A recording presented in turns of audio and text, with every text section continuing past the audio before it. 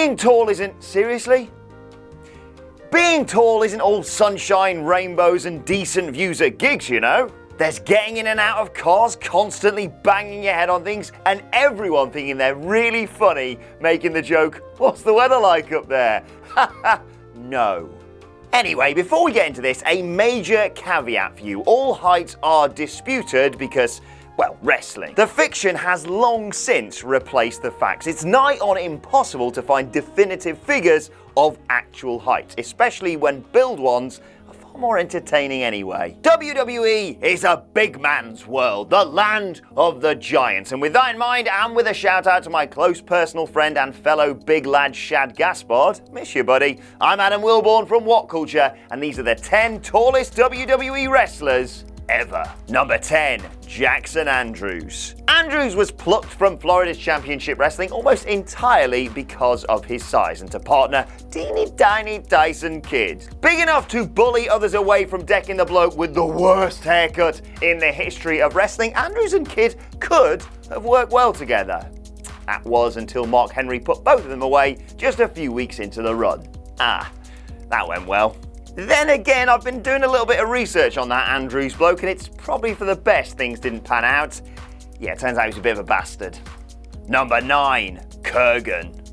A killer before he was a comedy act, the massive Kurgan was cast as the Truth Commission's interrogator during the South African stable's misguided 1997 run. From potential Stone Cold Steve Austin threat to botherer of the lower card, Kurgan's fate was sealed when the Oddities turned babyface mid-1998. Considered little more than a dancing fool, his height was less of an issue than his complete inability to connect over a mic. What Stone Cold Steve Austin and The Rock lacked in inches, and we've all been there, they more than made up for in their money-drawing mic work. Short of being the next Andre, or his pretend son, the massive Canadian never stood a chance. But he did get to play that big bloke in 300, so.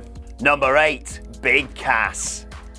Big Cass's height was, after his name, the most interesting thing about him, according to his partner Enzo Amore. And Enzo was kind of right. You couldn't teach what Cass had. It didn't really matter that he wasn't exactly the smoothest between the ropes, because he was always destined for some sort of push once he made it onto the main roster, due to having one giant advantage over 3/4 of the other guys. WWE tested Cass's credentials in a series of singles encounters where he protected Enzo from letting his mouth getting the crap kicked out of him. And then, well, he just turned on him and started doing it himself. Having bravely confronted and attempted to overcome his struggles outside of the ring following his acrimonious departure, don't be surprised if Cass is kept in the big Rolodex just in case the company is in need of an ample-sized shock return. Number 7, Kane. Crucially, that smidgen taller than kayfabe brother The Undertaker, just to get across how fearsome he was, Kane was far better as the Big Red Machine than a dodgy dentist or a Diesel knockoff at least. He looked instantly iconic when he debuted at 1997's Bad Blood in Your House and went nose to nose with the Dead Man. Kane towered over Paul Bearer just like his storyline sibling had as well, and looked just as devastating delivering a tombstone too. His look has been destroyed by countless character shifts, but he's really, really tall. And his comedy chops during the fabled Team Hell No pairing only stretch to a certain point, but, and don't forget this, he is really, really, really tall. Number 6, The Big Show. So big he was initially drafted in as Andre the Giant's son, the Big Show's 7-foot stature mirrored that of Andre's thanks to their shared acromegaly diagnosis. Although it is a bit like saying me and Cleary are related because we're both called Adam.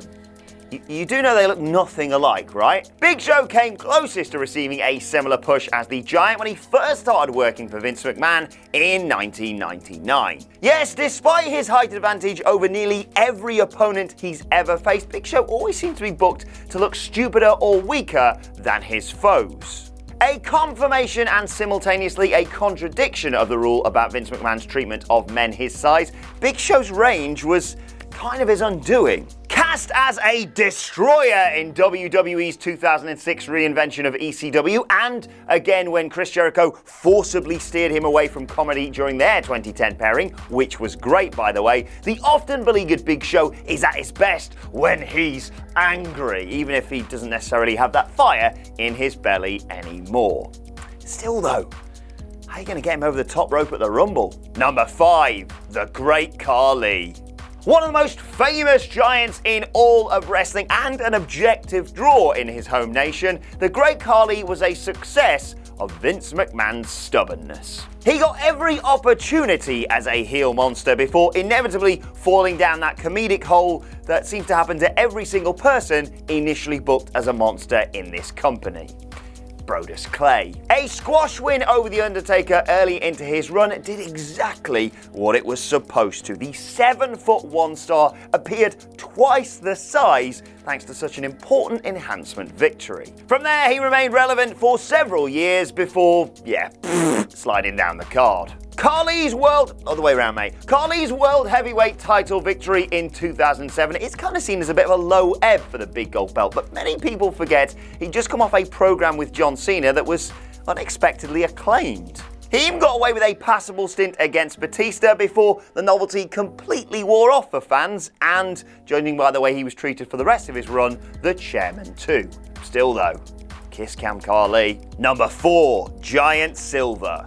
Giant Silver's height was kind of unfortunately his undoing. Unlike just about every other mammoth performer in company history, his height was seen as a detriment rather than a benefit. Positioned as an oddity beside these goobers, he was a squash merchant as long as the group were in there alongside another comedy act, but a squashed entity otherwise. Silver couldn't really talk but was cast as a prat alongside the rest of the gang, whilst WWE didn't really need somebody of his stature. In Stone Cold Steve Austin, they had a central figure who felt 10 feet tall, even if he was only 6'2".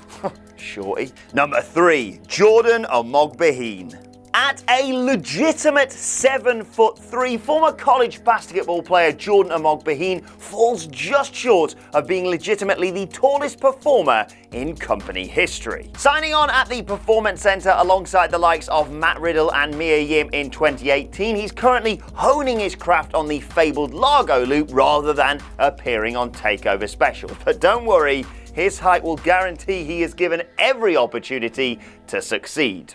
And it also looks like he helps out with NXT by chucking people to the next town they're in. With his build height almost certain to be the same as the actual number, he would fall just 1 inch short of an industry icon.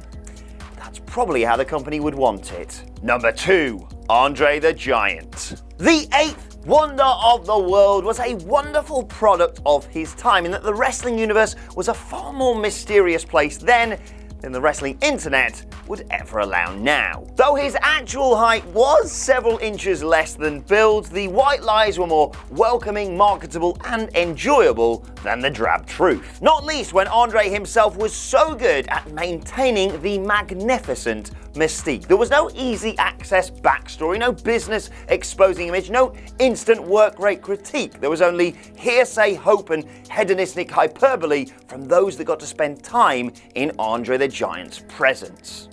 Beer? Friends, promoters, and most importantly of all, ticket purchasing punters were in awe of the Man Mountain, and they were moved to share that emotional connection with others who wanted to experience it for themselves. It's butts in seats booking, just made easy. Book Andre. Number 1, Giant Gonzalez.